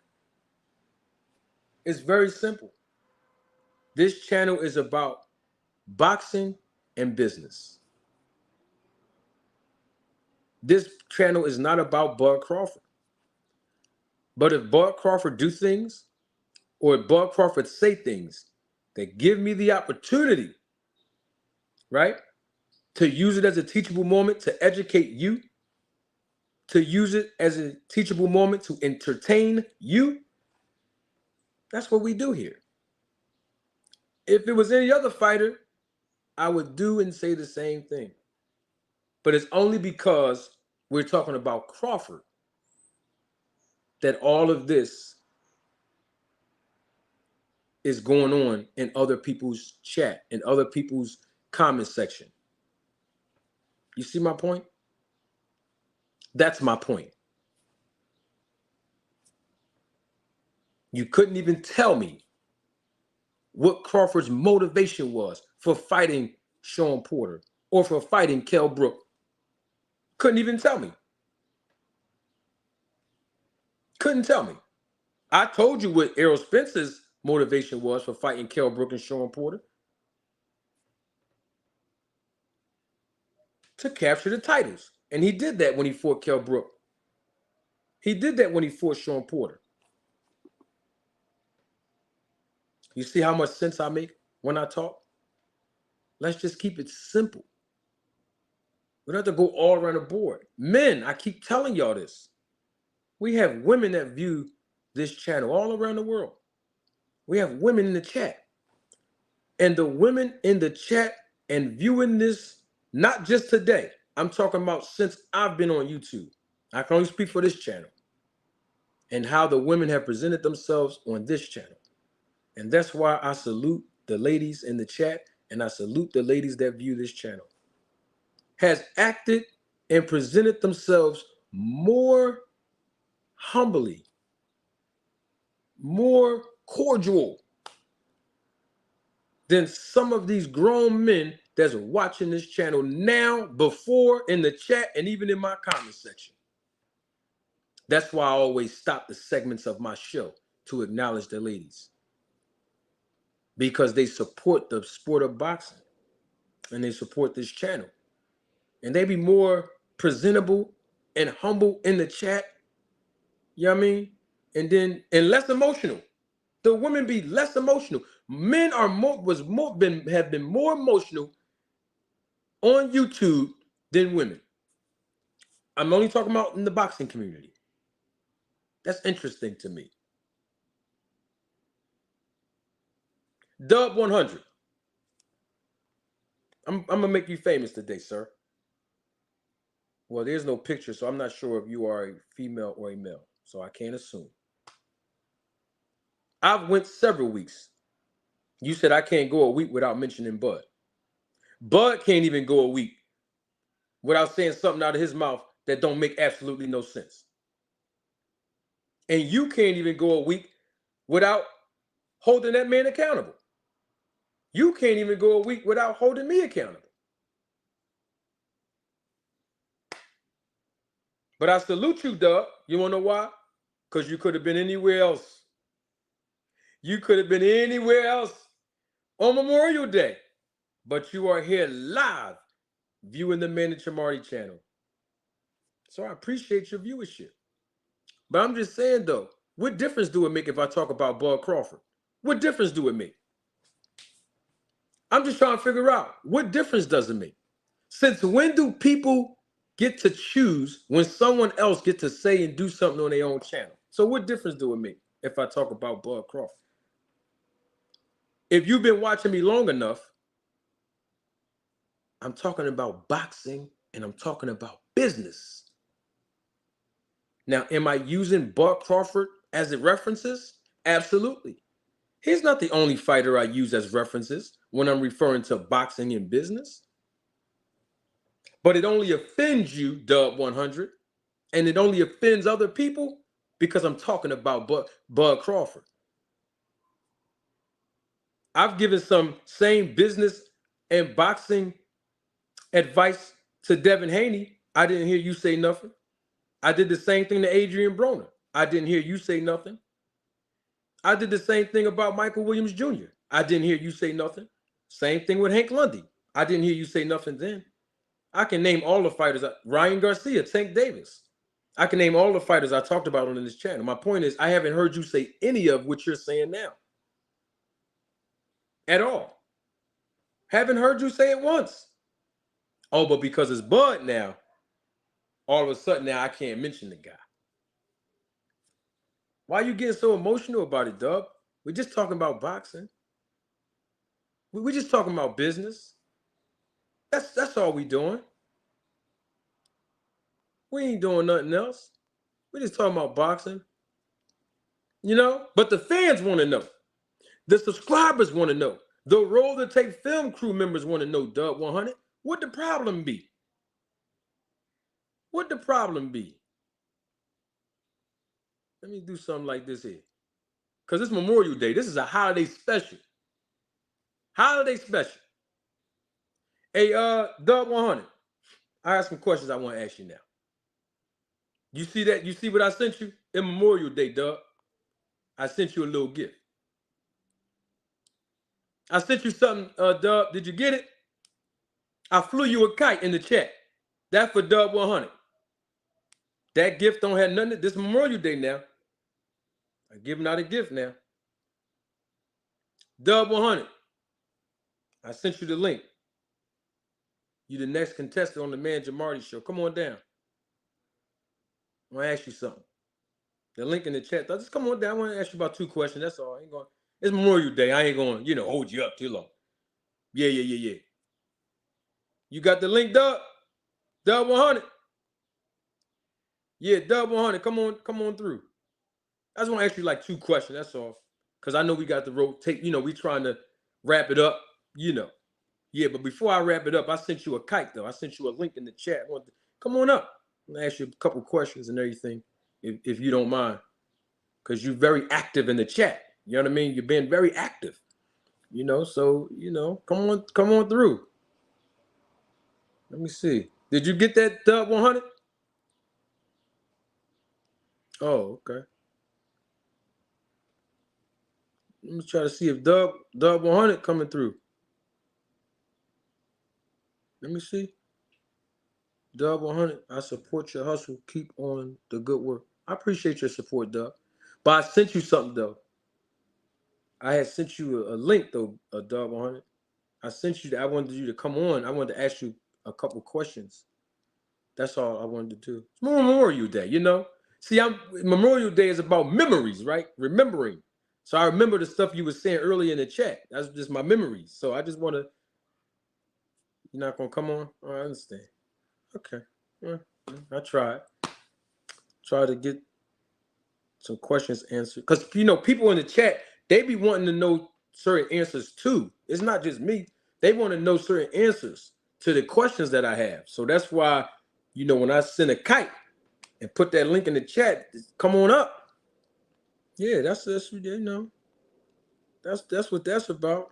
So you can come on up and speak your piece. I have questions, wanted to ask you. Anybody else want to come up? Now, when I say anybody, let me be more specific. I'm only referring to people that was in the chat that was saying things that they didn't like about what I said about Crawford. I wanted to hear their perspective. No disrespect and all that. Just we gonna come in and be emotionless. Okay? So anybody in the chat, like if you said words like I'm a hater, or what I said about Crawford, you didn't think it was right. I'm being one-sided. Anything like that. I'm hating on Crawford. Things of that nature. Yeah. So I'm just asking, does anyone in the chat that fall into that category? So, because I want everybody to have a full view, a full picture of both perspectives so that it won't be one-sided, right? I see somebody in the background trying to come on. First protocol is Michael. I don't see your last name, but it say Michael. You guys show your face before I want to verify that we're going to have human interaction before I let you on. Michael, that's in the back. I don't see your last name because it's cutting that part off. But you're in the background, Michael, the one that's like in the green room, trying to come on. If you turn your camera on so I can see your face, and then I'm gonna let you on. So because I want everybody to hit the full picture here, so it won't be one-sided, so that all the subscribers, all the viewers, all of those that are watching live, and even the replay of the broadcast, people in the chat, everybody can get both perspectives. Yeah. Mm-hmm. Michael, are you there? I see you in the back, but you got your camera off. Can you show your face before I let you on the live broadcast, please? You want to come on? Yeah, I don't want no trolls to come on. I want real people that have legitimate concerns that we can dialogue. You know what I mean?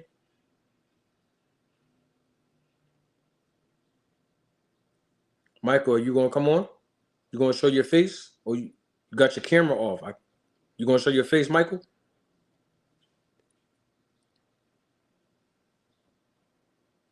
No? Okay. Well. See, that's what I'm saying. Like, I don't have no problem with anybody that, want to speak their piece or try to make it, make this a more broader engagement, a more broader dialogue, so there won't be one-sided. I don't mind you coming on, but the protocol is you got to turn your camera off You know, we don't want any trolls to disrupt the peace or disrupt the level of monotony and continuity that we have on this channel. So if I fly a kite out there, that's what I call flying a kite. When I put the link in the chat for you to come up, yeah, just turn your camera on so I can see your face. So we can have human interaction. Then I'm gonna let you on. But we didn't get that today. Somebody said I blocked them. Y'all blocked me. John, I don't know. John, I ain't blocked nobody from my channel, John. I don't know if you're talking about me, John, in the chat, or did you want to come up, John? I'm not sure.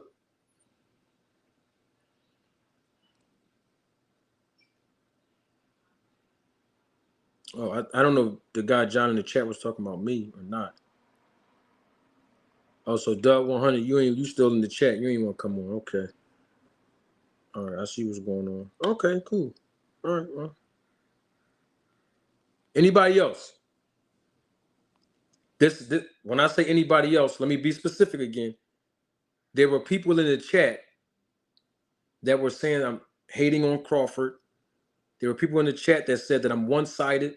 There were people in the chat that disagreed with me about Spence and him fighting Mikey Garcia was about business and him making money, opposed to him having the motivation to win a world title or anything like that. I had expressed that.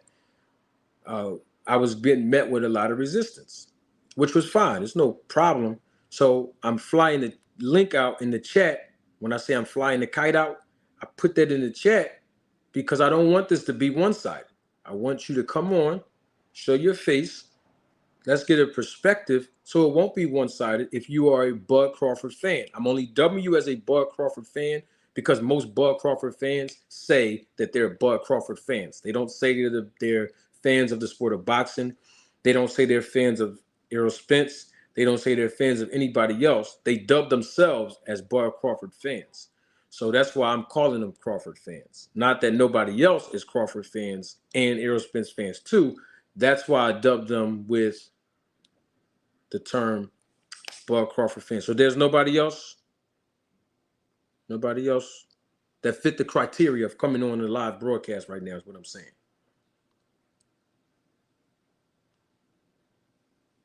Oh, okay. Oh, I see what's going on. Oh, okay. Oh, all right. So that's all I was. So you didn't want to come on. All right. So we cool then.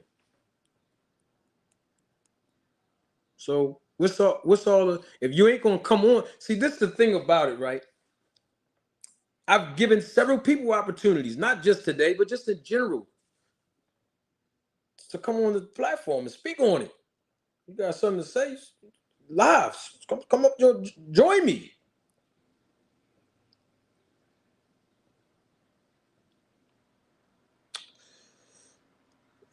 Big Doe says, stall them out, Debo. But yeah, so that's all we were talking about. You know, so now before the segment ends, I told you I was going to wait for the last piece. In the chat, can we do this together? Is this fight between Errol Spence Jr. and Terrence Bud Crawford 50-50 or no? Let me say it again. This is for the chat.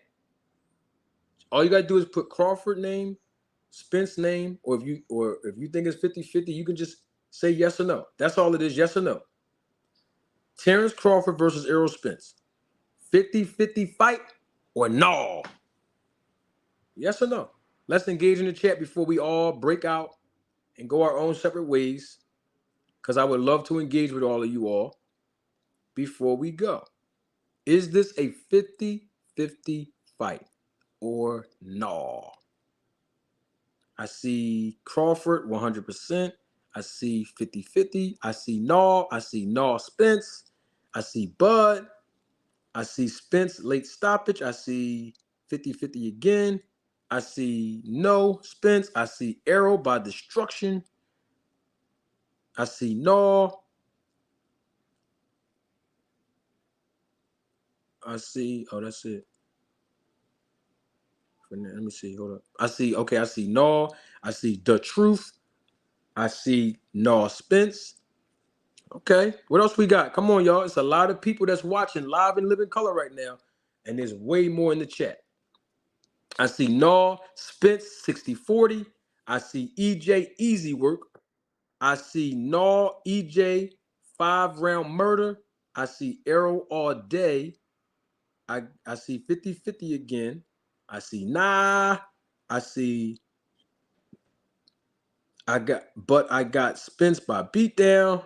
What else we see here? I see 50-50 again. Okay. Somebody said something that was interesting. Somebody said I can see how both will win. Okay. All right. So that will be a 50-50. All right. So that's another 50-50. I see someone says I say yes because both fighters are capable of beating each other. I think Spence is going to win by destruction. Okay. I see somebody says let me see the contract. Okay. I see somebody else says 50-50. Another 50-50.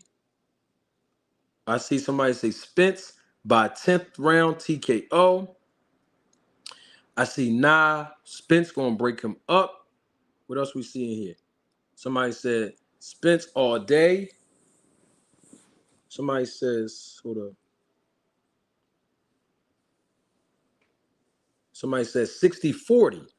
The question was 50-50 or no. So if it's 60-40, that means no, it's not 50-50 in your opinion. So I see somebody says 60-40. Oh, okay, 60-40 Bud. But why would they think he's going to destroy him when he didn't do it to the others? Stop. Okay. Oh, Bud. They said Bud by 10th round knockout. Okay. All right.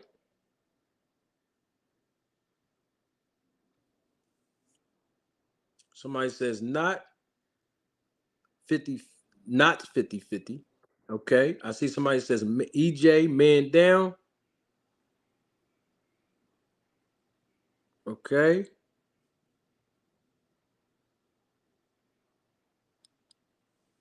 All right. Somebody says that somebody wants the link. I've already put the link out there.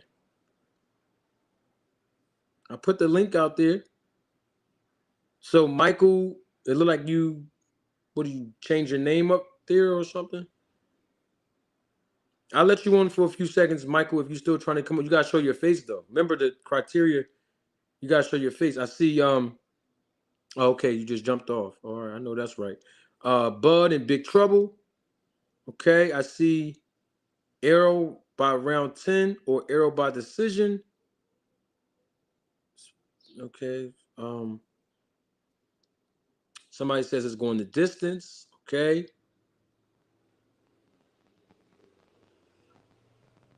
A shark can sense blood in the water. Somebody says, can y'all put some money on Spence? Well, we don't. I don't gamble, so I don't know. You must be talking to people in the chat.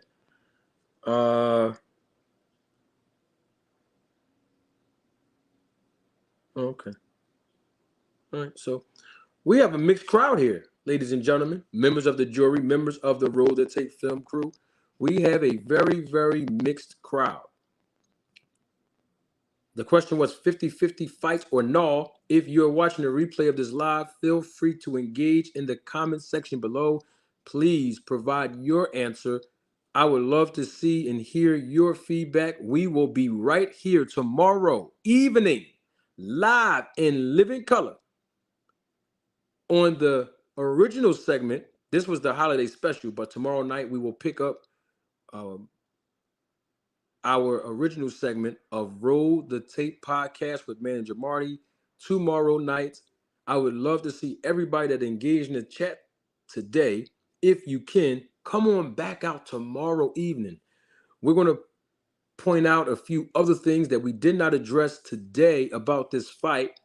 And we're going to dive into some other things, but we definitely want to make sure that we're promoting this fight as much as possible. It doesn't matter if you think I'm talking about Bud too much. It don't matter if you think I'm talking about Spence too much. The bottom line is this.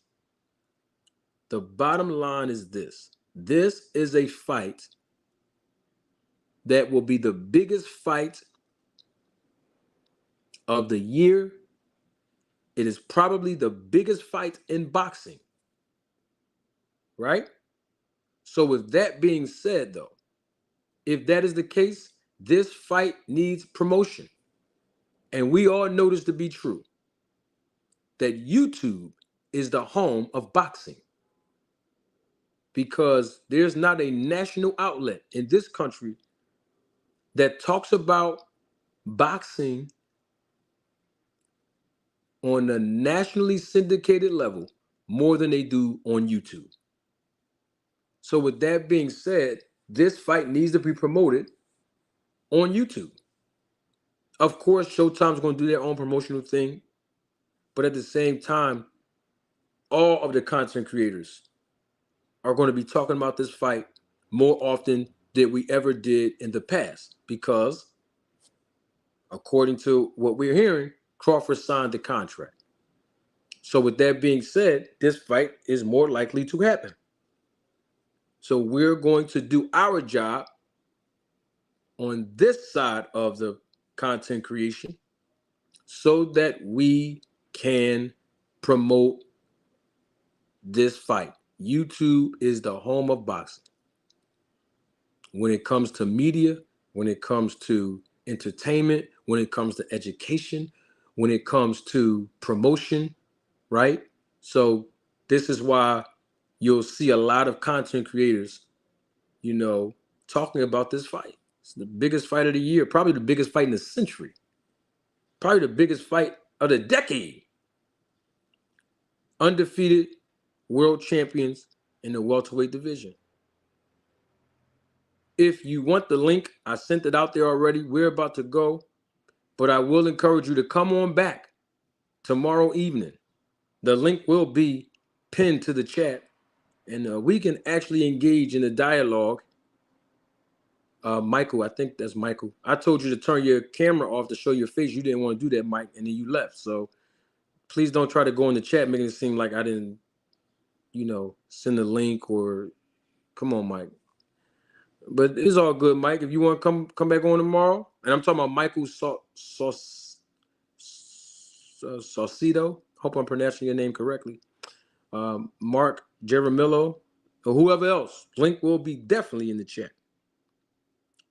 Definitely in the chat tomorrow night. We can talk. We can engage. Look forward to seeing you all again tomorrow evening, live and live in color here on the Roll the Tape podcast with Manager Marty. Y'all know who I am already. The most non-famous content creator in the boxing community on YouTube. Manager Marty. You all enjoy the rest of your holiday, and I look forward to engaging with each and every last one of you tomorrow evening.